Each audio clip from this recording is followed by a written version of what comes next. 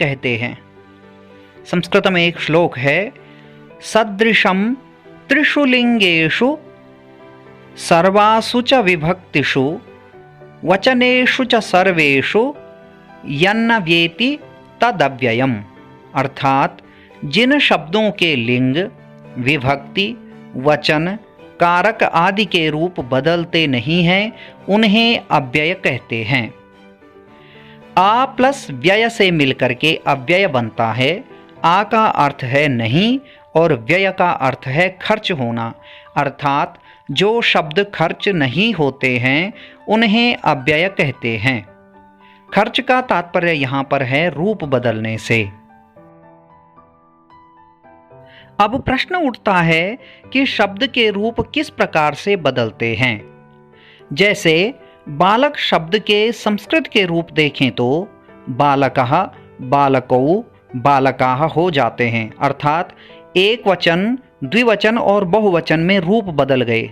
इसी प्रकार से सिर्फ वचन में नहीं बल्कि विभक्तियों में भी रूप बदलते हैं।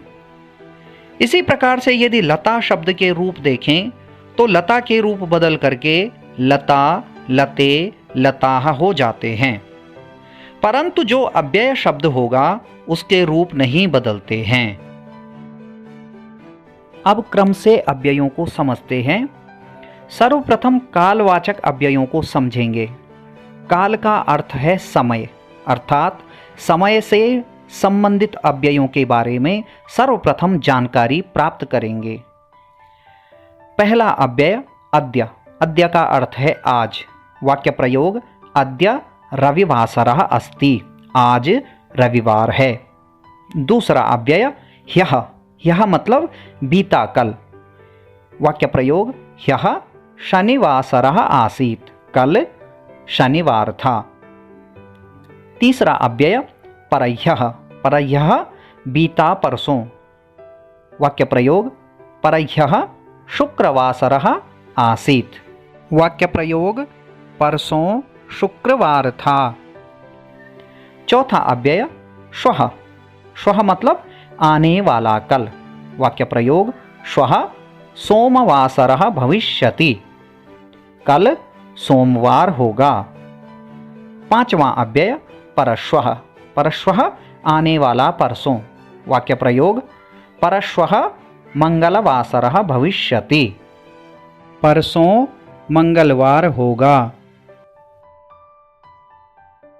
छठा अव्यय है यदा। यदा का अर्थ है जब और सातवां अव्यय है तदा। तदा का अर्थ है तब। इन दोनों अव्ययों का प्रयोग साथ में होता है। वाक्य प्रयोग, यदा अहम अगच्छम तदा वर्षा अभवत, जब मैं गया तब वर्षा हुई। आठवां अव्यय कदा। कदा का अर्थ है कब। महेशः विद्यालयं कदा गमिष्यति, महेश विद्यालय कब जाएगा। नवां अव्यय सदा। सदा का अर्थ है हमेशा। वाक्य प्रयोग, रामः सदा सत्यम वदति, राम हमेशा सच बोलता है। 10वां अव्यय सर्वदा। सर्वदा का अर्थ भी होता है हमेशा। वाक्य प्रयोग, लता सर्वदा विद्यालयं गच्छति, लता हमेशा विद्यालय जाती है। 11वां अव्यय अधुना।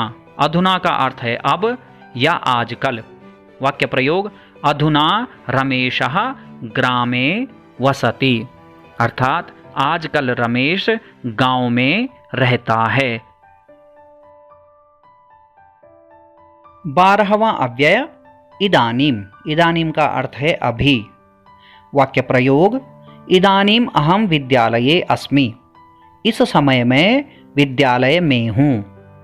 13वां अव्यय संप्रति। संप्रति का अर्थ भी होता है अभी।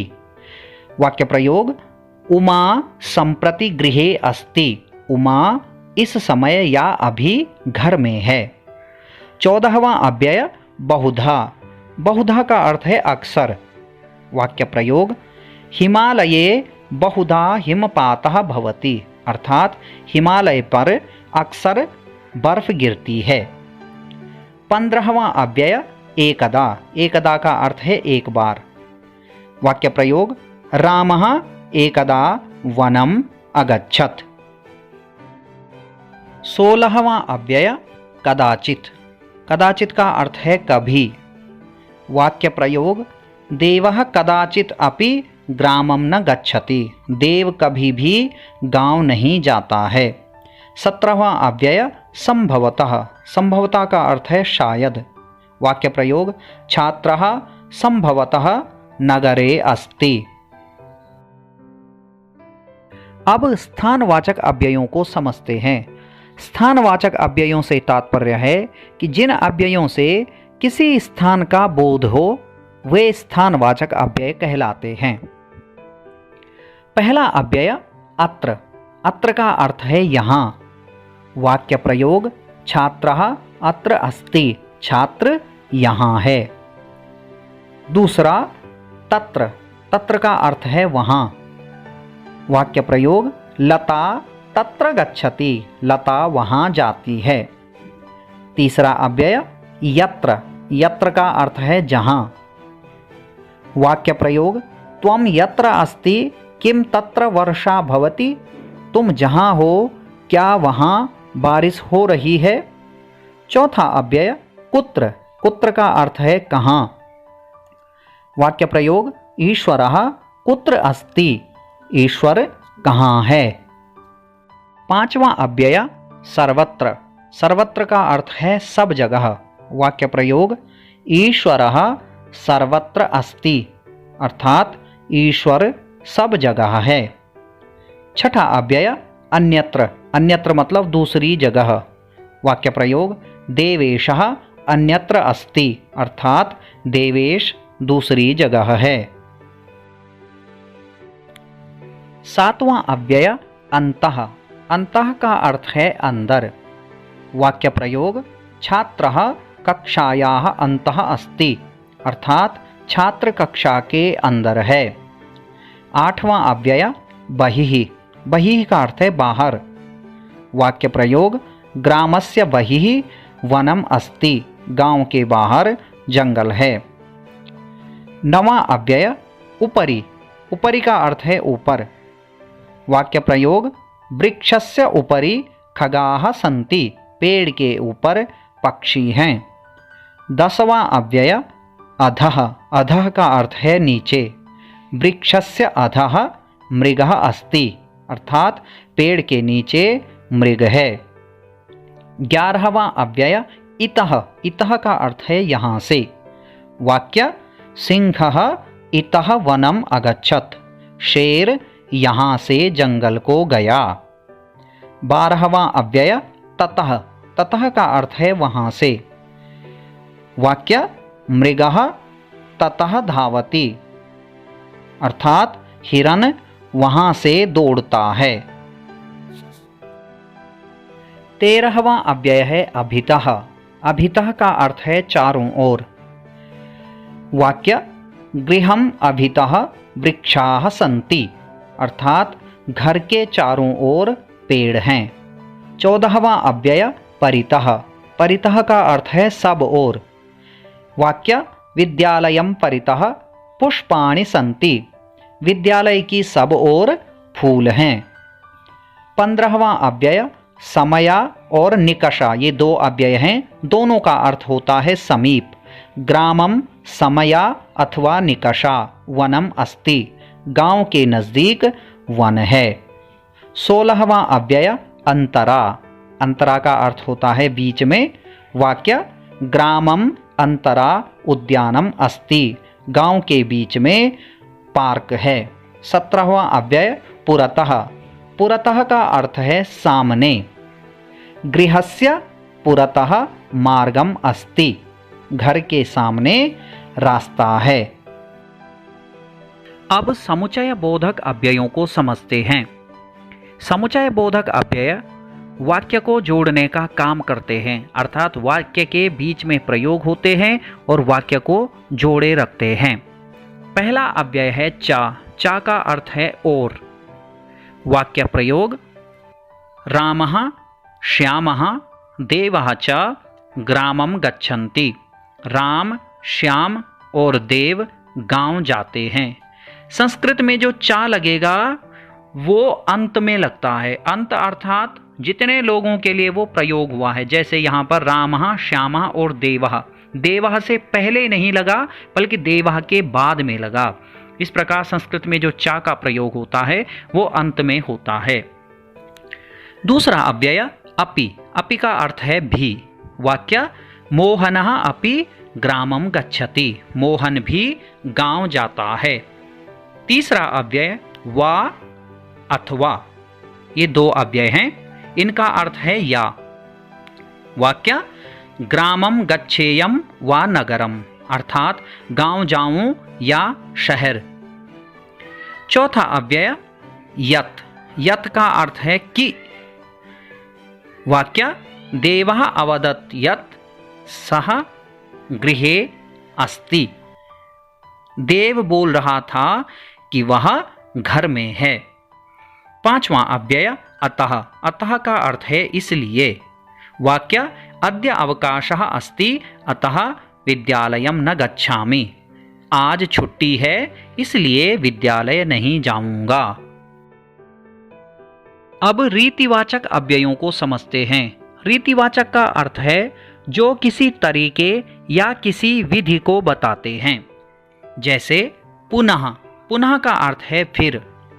वाक्य अद्य पुनः वर्षा भविष्यति, आज फिर बारिश होगी। दूसरा अव्यय शनैः, शनैः का अर्थ है धीरे। वाक्य गजः शनैः चलति। तीसरा अव्यय तीव्रम, तीव्रम का अर्थ है तेज। सिंहः तीव्रम धावति, शेर तेज दौड़ता है। चौथा अव्यय सहसा, सहसा का अर्थ है अचानक। वाक्य सहसा हिमपातः भवति, अचानक बर्फ गिरती है। पांचवा अव्यय सम्यक, सम्यक का अर्थ है ठीक। वाक्य रमेशः सम्यक अस्ति, रमेश ठीक है। छठा अव्यय यथा, यथा का अर्थ है जैसे। और सातवां अव्यय तथा, तथा का अर्थ है वैसे। इन दोनों अव्ययों का प्रयोग वाक्य में साथ में होता है। वाक्य लता यथा वदति तथा करोति, लता जैसा बोलती है वैसा करती है। अब प्रश्नवाचक अव्ययों को जानेंगे। प्रश्नवाचक अव्यय अर्थात जिन अव्ययों का प्रयोग प्रश्न के रूप में होता है उन्हें प्रश्नवाचक अव्यय कहते हैं।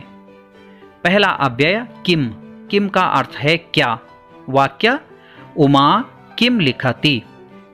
दूसरा अव्यय कुत्र, कुत्र का अर्थ है कहाँ। वाक्य मोहनः कुत्र अस्ति। तीसरा अव्यय कथम, कथम का अर्थ है कैसे। देवः विद्यालयं कथम गच्छति, देव विद्यालय कैसे जाता है। चौथा अव्यय किमर्थम, किमर्थम का अर्थ है क्यों या किस लिए। वाक्य रमा ग्रामम किमर्थम गच्छति, रमा गांव किस लिए जाती है। पांचवा अव्यय कदा, कदा का अर्थ है कब। वाक्य रेलयानम कदा आगच्छति, रेलगाड़ी कब आएगी। छठा अव्यय है कुतः, कुतः का अर्थ है कहाँ से। वाक्य महेशः कुतः आगच्छति, अर्थात महेश कहाँ से आता है। इस प्रकार पठत संस्कृतम यूट्यूब चैनल के माध्यम से आज आपको संस्कृत के महत्वपूर्ण अव्ययों के बारे में जानकारी प्रदान की गई। उम्मीद है आपको वीडियो पसंद आएगी। यदि आपको वीडियो अच्छी लगे वीडियो को लाइक करें, शेयर करें, कमेंट करें और यदि आपने हमारे चैनल को अभी तक सब्सक्राइब नहीं किया है तो चैनल को सब्सक्राइब करना न भूलें। धन्यवाद। मिलेंगे बहुत जल्द एक और वीडियो के साथ।